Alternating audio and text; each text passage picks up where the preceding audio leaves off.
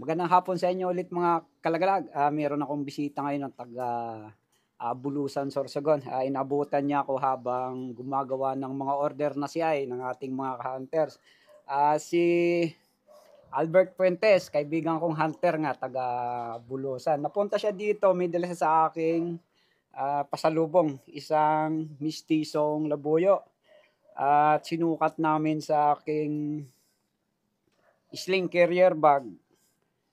Kasi nga ito si Idol ay gusto rin makagamit ng ating mga gawang sling carrier bag ng labuyo dahil nga daw yung kanyang pangkating labuyo doon sa kanilang lugar ay pure. Kaya sukat na sukat yung kanyang dalang maliit na mistiso para sa kanyang labuyo na gagamitin doon. So ito ay regalo niya sa akin, pasalubong, isang mistisong kate. At ito namang kanyang napapalooban na sling carrier ay bibigay ko kay Albert para nga may magamit siya sa paghahunting ngayon. At may dala siyang mga CI mga kalagalag. Itong mga CI na to ay pataker. Limot ko na nga gawa ko pala ito na doon. Sa katagalan, 2 taon. Sobra na. At isang ito, U-type. Nakailan to, Idol? Dalawa na. Ito. Isa pa lang. U-type. U-type to. Nakaisa at ito nakadalawa. Pataker to mga Idol. Pataker na dipamo. So ngayon, hindi muna ako gumagawa ng mga dipamo kasi nga mas priority ko yung mga solid direct ring na mga order sa akin dahil meron na tayong pinakita ko nga kay Albert. Ilan na ba yung order natin dito? 107 ba yun? 107 mga Idol. Ito. Naka 107 tayong pa-order sa season ngayon. So ito mga kalagalag. Ayan na. Sipatin mo nga yung 107. Ayan. Kita ba? 107. Si Arnel Mersola.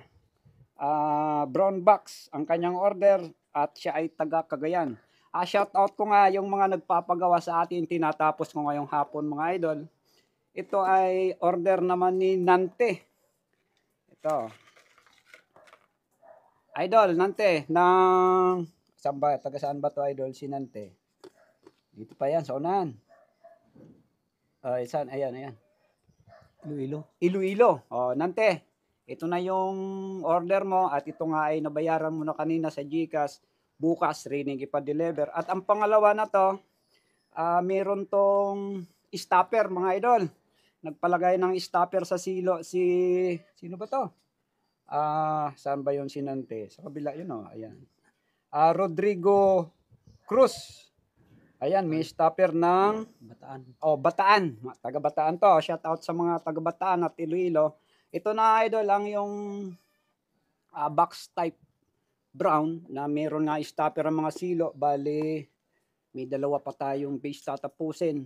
Sa kalahati pa lang meron pang 3 bago matapos yung pangalawang mga silo mo. At yan mga Idol, sinashoutout ko yung mga nagpapagawa sa atin ng CI, si Nante at saka si Rodrigo Cruz ay magkasunod sa listahan, pang 83 si Nante at pang 84 si Rodrigo Cruz at pang 85 si Rolly Malota ng Rizal, isang green box at green pataker. So yan, marami pang susunod sa kanila. 86 hanggang 107. So yan mga Idol, ito nga, iiwan na sa akin to ni Idol. Tanggalin mo Idol yung low bed. Pakita natin yung dala mo sa akin, mistisong labuyo. Ito ay binilang ko na yung kaliskis mga Idol. At maganda yung kaliskis. 28, 20 size. So yan, maganda. Ito, pakita ko sa inyo mga kalagalag yung kanyang dala. Bata pa to, nasa 6 month ata to Ito, dandanin natin kasi sobrang ilap to nung linabas namin sa kawan. So hawakan mo na to Idol, sa iyo na yung yung sling carrier na yan. So yan mga kalagalag.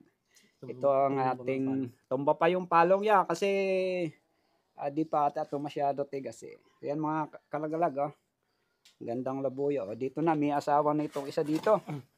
May partner na to. Dito ka na sa loob. Yan. Yan ka.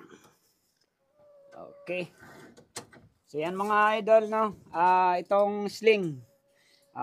Gawang kamay ko lang to mga idol. Ito, mga tira-tira lang to. Mga minsan, napupulot ko. Kinukuha ko yung pwedeng gamitin nating sling. So yan, ito na idol. Sa'yo na yan.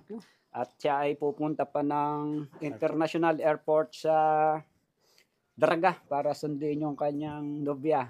Kaya ito si idol, excited ta. May susunduin to doon sa ano. Kaya medyo maghahapon at ihatid ko si idol doon sa paradaan ng jeep. So yan lang mga kalagalag. At ako ay sasamahan ko muna si Albert nang may hatid ko doon sa sakayan.